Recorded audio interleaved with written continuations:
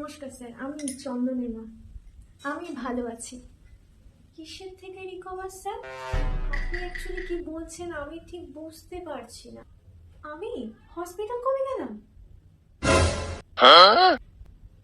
কদিন পরে তো ফাইনাল এক্সাম। পড়াশোনা ঠিকঠাক করছে তো স্যার? বৃষ্টিতে ভিজে বই নষ্ট হয়ে গেছে? ওই এরকম তো কিছু বলেনি বাড়িতে আমাদের। কে কি বলছে স্যার? তোর বই ছিঁড়ে গেছে তুই বলিসনি তো? সব এগুলো বাহানা না পড়াশোনা না করার? কি করবে পড়াশোনা না করে? গেম খেলবে?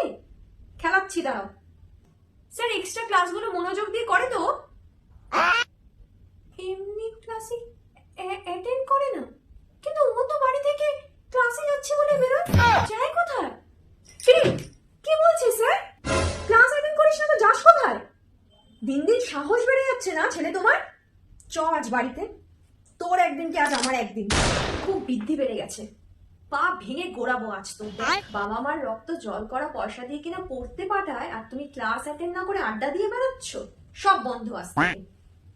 স্যার ও কোনো রকম কামাই করলেই আপনি আমাকে একটা ফোন করে দেবেন, তারপর ব্যাপারটা আমি দেখে নেব।